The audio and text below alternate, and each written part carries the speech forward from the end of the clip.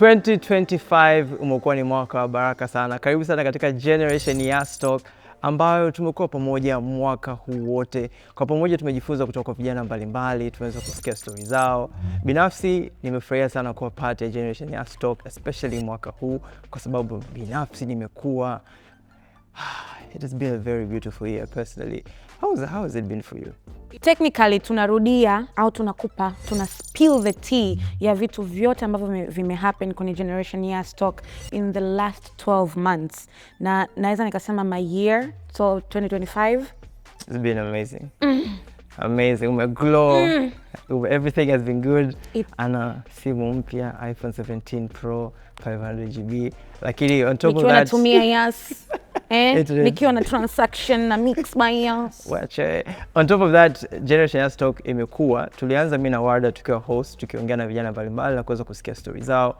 Binafsi it was very inspirational na kuna mafunzo mengi sana ambayo leo tutakudokeza kidogo, lakini ni vema ukienda kuangalia episode zote hizi zinapatikana katika mtandao wa YouTube Yas Tanzania, utakutana na episode zote. Mwanzoni ilikuwa ni mimi na Warda, lakini baada hapo tukaleta a corporate yani business edition ya Generation Yas Talk ambayo ilikuwa ikiongozwa na Norman Kiondo. Hapa sasa tukakutana na CEO. We are not only inspiring you to start yourself business kuanzia mwanzo labda business ndogo, lakini pia tuna inspire watu ambao wanataka kuanzisha corporate businesses as big as what we include kwenye business edition kwenye Generation Yas Talk. Kabisa kuna watu inspiration yani. Unajua unasema like you are the people like around us. Your network is your net worth. Kiingereza hapa kimenitoka kidogo. Alafu pili wanasema it's okay to aspire and dream and because of that tunawaletea watu ambao maybe you want to be like them na tunawaleta hapa wanakaa. So kwa upande wa corporate wale ni dreams za kuingia the corporate in the business sector, kwa kuna Norman ambaye alikuwa akihost that part, akikutana na CEO, managing partners, director. Yani imagine mchongo tuliowapa watu in 2025. Imagine kama watu yani kama umezisikiliza episodes zote ambazo tumezifanya in 2025. Mimi nakwambia wewe ni tajiri. Kabisa. Mimi nakwambia hata Willy amebadilika. Nimebadilika sana. Mimi nakaa nimehama nyumba. Amebadilika. Sasa hivi muuliza savings zake. Savings ziko vizuri, I'm investing. Anafanya mazoezi. This is all inspired by Generation Yas. Kabisa. I had a quick question. What was the biggest highlight yani mwaka huu kitu ambacho tukisema 2025? Unazungumza Yas Zanzibar International Marathon. That was amazing. Wale alikimbia kilomita 5 alafu ulikimbia ngapi? 10. Okay, kwa karatasi ni 10 lakini in reality ni 5. Mimi nilikimbia kilomita 10. 10. Na alikuwa amechukua ya 21 kilomita. Lakini akaenda akasema akachukua 10 kilomita. Unajua anyways, so wewe ni Yas Zanzibar International Marathon. Yeah. What about amazing. You? For me, I think anzia ulipo campaign in general. Kwanza guys, niko kwenye billboard. Unajua, niko kwenye ile TV commercial. Tulijuta jamani. Kwa kweli. It was a good experience for me kwa sababu it was the first time nakuwa kwenye TV commercial. Alafu kiangaza background yangu mimi kwa masuala ya film and TV production, nimezoea kwa nyuma ya kamera, lakini hapa nilikuwa mbele ya kamera. Mwisho siku nikaigiza pale kama nafundisha. It was alafu kwenye billboard and it's like that was so nice. I know him jamani. I must say kikweli kuhost hii podcast has been a good highlight. Kwa sababu binafsi I enjoy doing this na nimepata nafasi ya kuwa especially kuzungumzia vitu ambavyo ni inspiration for education. So umbea tu. And we're talking about things ambazo zina inspire watu na kusaidia watu kupiga hatua. This was my favorite highlight as well kwa sababu honestly through this podcast kuna vitu vingi ambavyo nimejifunza mimi mwenyewe ambavyo nilikuwa sivifahamu, but through this podcast trust me, I learned a lot. And I mean kwa upande wa Yas pia ambaye pia ndo ako behind this podcast. Kwa tuko ofisi za ukali. Tumego to spend time hapa, shoot all this episode, it's been good. The team pia amazing job wametisha sana. The food was good pia. We eat well guys, they are feeding us well. Yeah, and I love this treatment. 2026 hopefully it will be better and good and better, and congratulations to the team behind this podcast, amazing team. Now sasa tuende kwenye tukumbushane sasa. Unakumbuka the first time tunaanza kushoot Oh, kwanza it was let's talk about, kabla tujaanza kuongelea content of what we were shooting, the struggle shooting the first episode, guys. Tumekuja from a very long way. Unakumbuka tulikuwa tuna struggle and then the sound here and there, but we were like, you know, we have to push and we have to make sure kwamba vijana wanapata this knowledge ambao we are about to give them.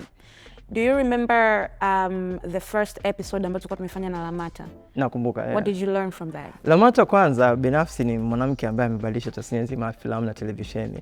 Tulipata nafasi ya kukaa naye na akatupa historia yake kutoka Lea Mwenda Mseke kuja kwa Lamata, alafu wakaelezea jinsi gani ambavyo kama mwanamke ameweza kunavigate na kufika hapo alipo.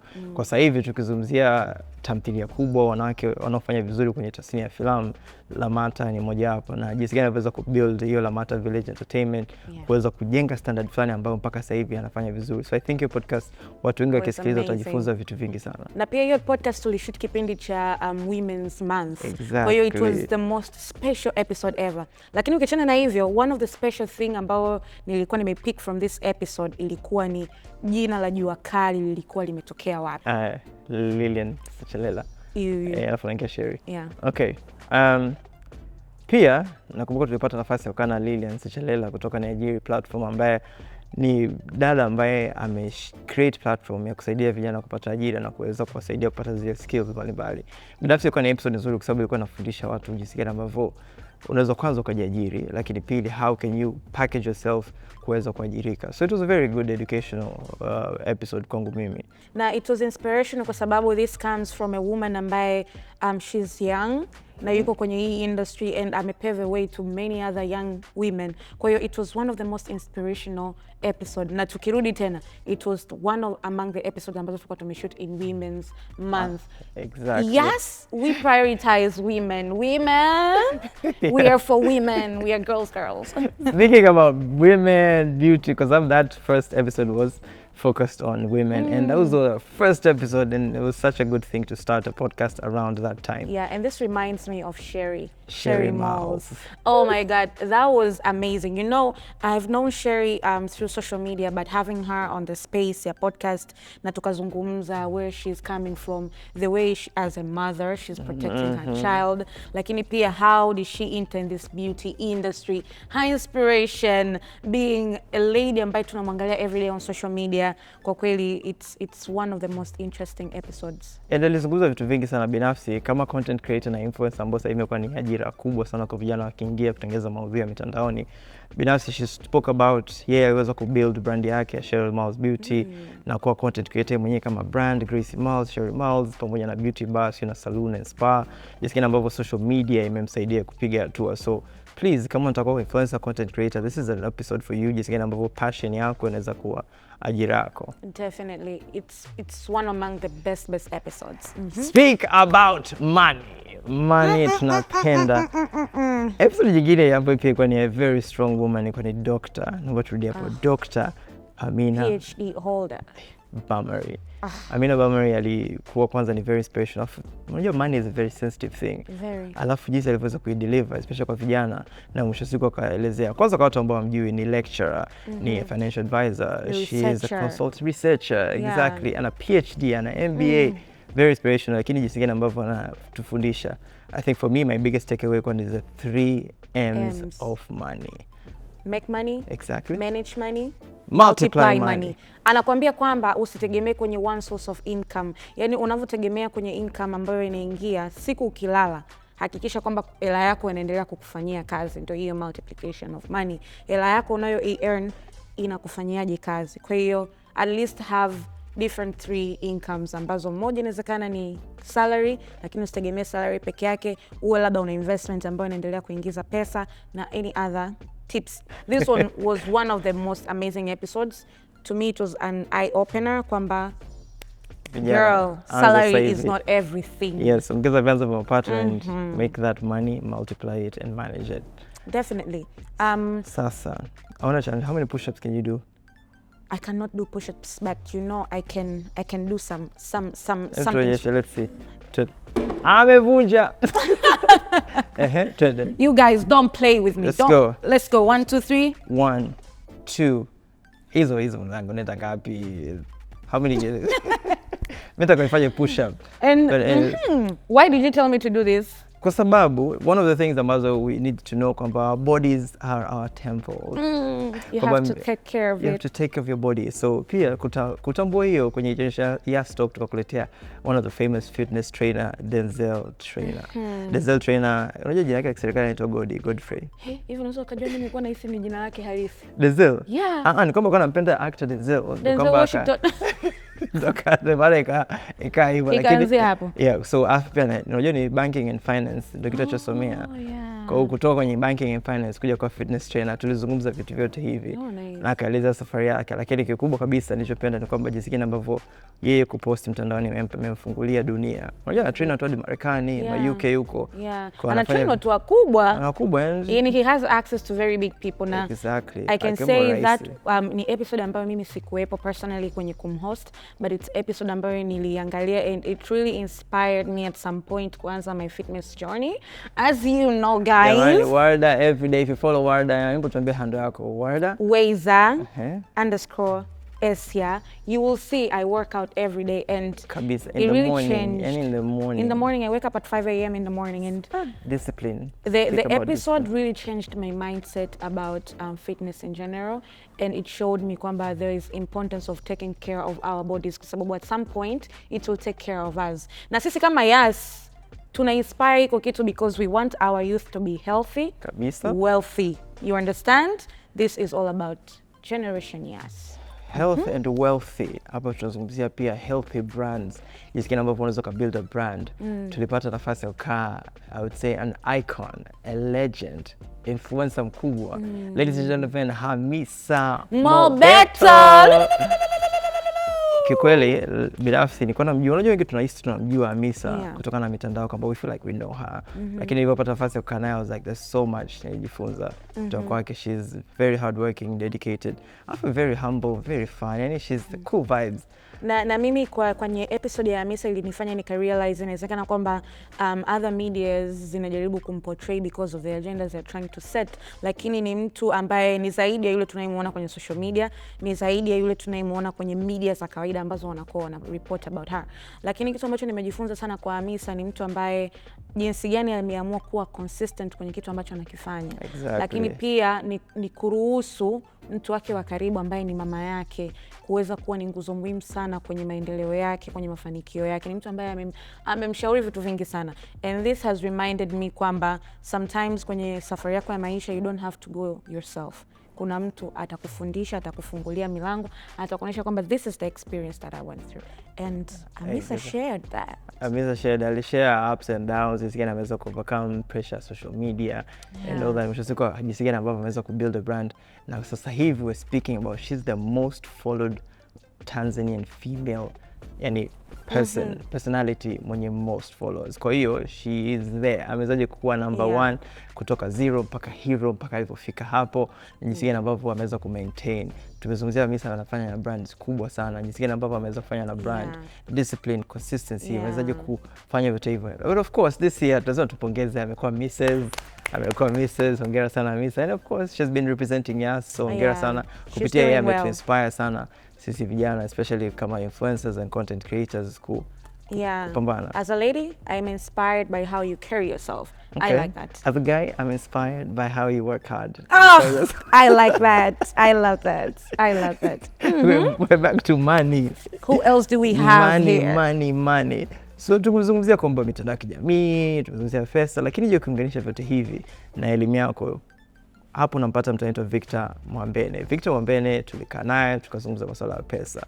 Lakini kwa ambao mfahamu, Victor ni financial educator ambaye anatoa elimu ya fedha kupitia mitandao ya kijamii. Alianza tu kama utani. Na yuko certified na BOT. Exactly. Alianza tu kama utani, but now amebuild a brand na kuwa one of the financial educators Tanzania, akitoa elimu ya mitandao. So Instagram wapi unaweza kumcheki, lakini kitu kubwa mimi nilichochukua siku ile ni zile kanuni muhimu za fedha.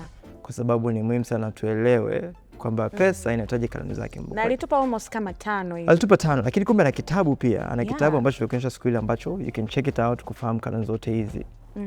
That was the one among the very good episodes, lakini bado I'm still reminding you, ukiangalia catalog ya watu ambao they are coming to Generation Yes podcast, unaweza ukaona kwamba ni vijana kama Victor Mwambene. Bado ni kijana sana ambaye ameweza kutuinspire na kutuonesha kwamba alipoanzia yeye alianzaje, na alianza akiwa chuoni, as you can see from the episodes. Kwa hiyo you will see kwamba hawa wote wanaokuja kukuinspire sio watu ambao wamekuzidi umri, bali ni vijana ambao they can still make money, find ways, and wanatuonesha kinatushinda kitu gani. Exactly.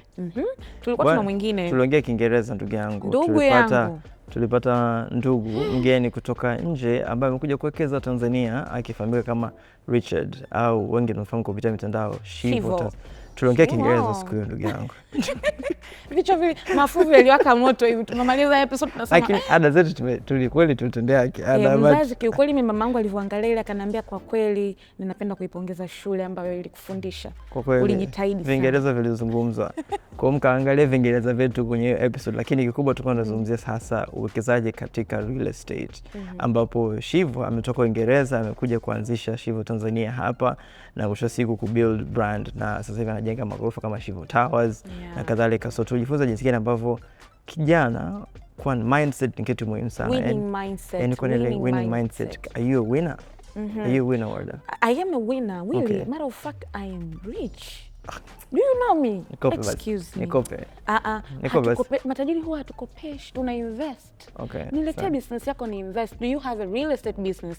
This is how Shivo alikuwa anajaribu kutafuta resources za kuweza kuinvest kwenye business zake. Na sio kwamba mtu alikuwa ana pesa yote mkononi, lakini alikuwa anajua jinsi gani akagonge milango wapi, nani aweze kumpa pesa ya kuweza kuinvest. Na fortunately alipata investors ambao wameweza kuinvest. Na sasa hivi ukiingia social media, nilipenda kwamba alisema alitumia social media kama sehemu ya communicate progress.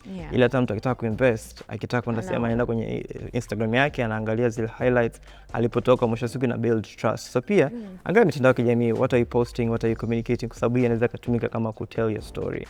So that was a very good episode. Speaking of winning mindset, tulikuwa na Shayo. Shayo ni sasa, ukiachana na kuongelea tu kwamba kukuwa na winning mindset, lakini Shayo ni mtu ambaye tulikuwa tuna podcast nayo, lakini pia mkiwa mnaona ni ambassador wa Yas as well as we are, na ametuelezea kwenye maisha yake ameanzaje. Huyu mtu alikuwa dancer, alikuwa mpishi wa shule, alifanya kila aina ya other businesses na other work, lakini at the end of the day Mzee Shayo ndo imekuja kuwa a very big identity to him, na imefungua milango mingi sana kwenye maisha yake. This was most inspirational and motivational episode. And it was funny pia. It was very funny. Unajua Mzee Shayo, okay, ni mchekeshaji, so obviously yeye tayari ukimwona tu you just laugh. Personally, he's the person ambaye nikimwona I'm like you just laugh. Yani he's like yesa mwisho siku kutoka kwa kutazama kama kituko na kubuild a brand ambayo sasa hivi it's making him an income, ameweza kuwa trusted na kampuni nyingi kwa Yas. So personally I'm like this was a good episode, especially kwa sababu nikiangalia ametoka kaskazini, anakuja Dar, hajui anakuja kufanya nini, lakini mwisho siku kapambana and here, na kama alivyosema safari yake ilikuwa inapanda kushuka, lakini mwisho siku alipambana. And I think kijana pia ni muhimu kwamba changamoto zitakuwepo, but keep going. Uwezo ukajua kingi lako kuliko hapo, ukajua ni wanasema tobo lako na utawejia wapi. But sasa kwa hiyo kwa ni sasa tukiwa na host mimi na yeye ambaye kwa ni youth edition, tunazungumza lifestyle, speaking about stories for youth. Sasa tukaingia kwenye business ambapo ni Generation Yes business edition, ambapo hapa yuko na co-host na Norman Kiondo ambaye alikuwa anapata nafasi ya kukaa na CEO. Yani zile episodes they are very very very interesting kwa mtu ambaye anataka kuanzisha very big businesses. Ukisikiliza zile episodes you will pick a lot of what you can do. Na ukisikiza mbona hiki kitu ni kirahisi, it's doable, we can actually do this. But they're human beings like us. So kama the first one ilikuwa ni John Ulanga, Ambassador John Ulanga, ambaye alikuwa anazungumzia especially how businesses and SMEs zika grow and how businesses zika position themselves kukua. Kiingereza kuzungumza kama unajua mambo ya business, lakini alizungumza vitu vingi sana, jinsi gani ambavyo yeye ameweza kutoka safari yake na mpaka kuweza kusaidia other Kiingereza mnisame other SMEs ambao ni small and medium enterprises. So that was a good one. Then of course episode nyingine alipata nafasi kuzungumza na Joshua Naimani ambaye huyu ni managing partner kutoka Empower Tanzania Limited. Kwa watu ambao fahamu Empower ni kampuni imekuwa ikisaidia kampuni nyingine kupata kazi, ajira, kutafuta wafanyakazi, getting good employees. Yeah, exactly. So in sense alizungumza sana about unlocking growth, especially na kusaidia hizi kampuni how can they survive na kuwa creative na strategic katika market na kuangalia how differently they can navigate. So I think mimi hii ilikuwa ni episode ambayo unajua kuna vitu unaviona like unahisi like it's rocket science, lakini kumbe it's doable. Unaona kabisa kwamba okay, we can change how we used to think, how we can operate these offices, the companies zamani traditionally, and how we can actually make them very creative and very good environment and sustainable to everyone. So I think ni episodes ambazo you guys really need to dive in. People who own offices, people who manage employees, and people who manages small, medium enterprises. Hizi ni episodes ambazo you really need to dive in and to learn some things. Exactly. Another one ilikuwa ni Absa, CEO managing director Obedi Eliza. Yeah. Binafsi that was a very nice episode kwa sababu one, you look at a brand like Absa, afu kutana na Obedi ambaye ameshasafarika hivyo kwa PwC kutoka London na UK kuja Tanzania, and jinsi gani ambavyo ameweza kupivot from a banker, kuwa auditor, kuwa consultant, now amekuwa trusted as a CEO for such a big brand, and this especially zungumza like ile performing culture and especially in organization kwamba how wewe kama person unapoingia kwenye institution you need to perform and like make sure whatever you do, make sure you are able to perform well kwa sababu through your performance ndio inapelekea wewe kupanda. So definitely I think talking about growth. Tunapewa cheat codes zote guys. Sijui unataka nini. Literally if you want to succeed in this life, watch Generation Yas Talk. Kuna kila kitu ambacho that you need. And it's very easy. You just go to Yas Tanzania YouTube page and pale click the channel, alafu nenda kwenye playlist utaona Generation Yas Talks and utaziona zote za mwaka huu. Binafsi utajifunza vitu vingi sana. But also if they follow our social medias, they can actually see jinsi gani tunatoa update ya hizi episode mara kwa mara, lakini pia tunarusha snippets za hizi episodes ili mradi wewe usipitwe. Na at the end of the year tunafunga na mwanamke ambaye anaenda kutupa madini mengi sana, na huyu ni Anna Bahati Mlai ambaye yeye ni country manager wa Women Creating Wealth, na hapa anaenda kuwapa mchongo wanawake ambao mko kwenye leading positions kwenye SME na jinsi gani nyinyi kama entrepreneurs you can be a leading person na mnaweza mkarun businesses zenu. But I don't want to take that away from you. The episode is coming. Are you excited? Please stay tuned. Willie, 2026. What are you looking forward to? I'm looking forward for a lot of things. I think hii podcast imenifanya nijifunza vitu vingi: finance, fitness, passion, creativity, building a business, brand, and etc. And it feels like a lot. I feel like ilikuwa ni learning year. 2026 ndio mwaka ambao naingia sasa kwa ground kuanza kufanya. So I'm hoping to invest more. I'm hoping kula madini yote niliyopata kwa Victor, kwa Amina, niweze kuangalia how am I able to invest more and nifanye pesa yangu pia iweze kuwa multiplied. Of course have a bit of fun. My brand on social media as well as with Inkia, hoping to build it more, attract more brands, build a bigger team. I hope kwa sababu at the end of the day discover it's important to get people to help you kwa sababu sometimes there might be too much the pressure on social media and also taking a break, kujipongeza sometimes. I think it's important, work-life balance. Yeah, for me, for 2026, I'm looking forward for it to be a very positive year, positive energy, kutengeneza pesa kwa wingi. Hela ni kila kitu, yani kwa mimi. Flus, Sasampa. Pempe. Yeah. But of course, I'm really looking forward kuona Yas tulisema in 2026. Sababu mwaka huu umetupiga na anzia ulipo. Tukapiga na kila hatua mix. Gift ya mix pesa. Yani tumepiga vitu vingi. Twende huku sijui ya Zanzibar Marathon. Kile marathon. Korosho marathon. Ilikuwa kuna vitu vingi. So definitely as a brand imekuwa na sisi in all spheres. Kwenye mara finance, your culture, fitness, speaking about yani everything. Tell me, Yas, if Yas is not the coolest brand, what is the coolest brand? I don't know, I'm sure. I don't know. This is the coolest brand ever. Kabisa. We are all about youth. We are all about upgrading you. We are all about giving you michongo. We are all about making you look like you got your things together. Fikia, kwani usifikie ndoto zako wakati Yas yuko hapa, is your partner, your digital partner. Yupo kwa ajili ya kuhakikisha wewe unatimiza malengo yako. So speak about this year, kuna package nyingi na like vitu vimekuja, Manivushe Plus, Makibubu, speak about lipo kwa simu. Tunazungumzia about simu za mikopo. Hapo kwenye simu za mikopo, unajua ni kati ya one of the questions ambazo unaulizwa kila siku. I came to realize that people really want to own smartphones. Kwa hiyo Yas imefanya hiki kitu kimekuwa very very very easy to them. So that was amazing. And speaking about pia, sasa hivi fiber imesambaa sehemu nyingi. Binafsi internet ina play part kubwa sana katika maisha yangu na inabadilisha maisha yangu kila siku. I have unlimited router. Wacha. Okay. Life so you get a router or unaweza get a fiber. Life is easy. Nyumbani kwako kwa nini like we're offline? Why are you offline in this digital age? And remember your digital partner will and always be Yas kwa ajili ya make sure unafika pale na unaelewa ulimwengu wa kidijitali. But Willie, all in all, I want to wish you, wish Yas family, and wish everyone who is looking at us a happy holiday. As you can see, I'm already wearing and rocking the holiday vibe.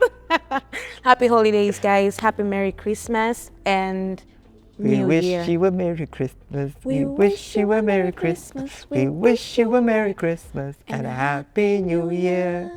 Tunaweza kuendelea. Unajua mstari unaendelea. Hii nyimbo inaendeleaga. Tuongea kwetu. Okay. We wish you a happy. Tuimbe ya kawaida alafu tuongeze verse yetu. We wish you a Merry Christmas. We wish you a Merry Christmas. We wish you a Merry Christmas and a Happy New Year.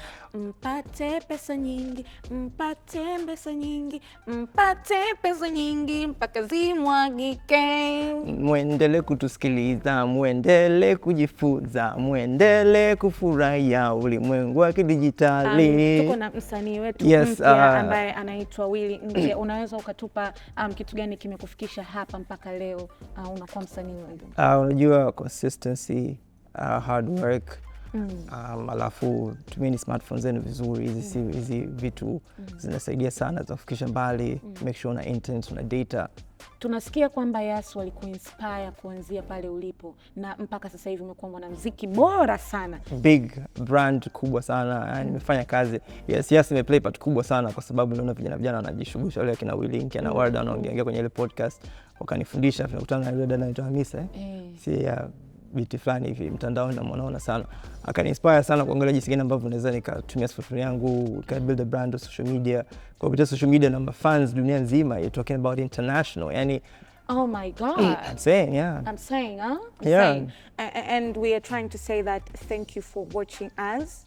And my name is Weza Warda. And I am with Willy Nkya. And bye guys. Bye. 2026 tukutane tena. Yes.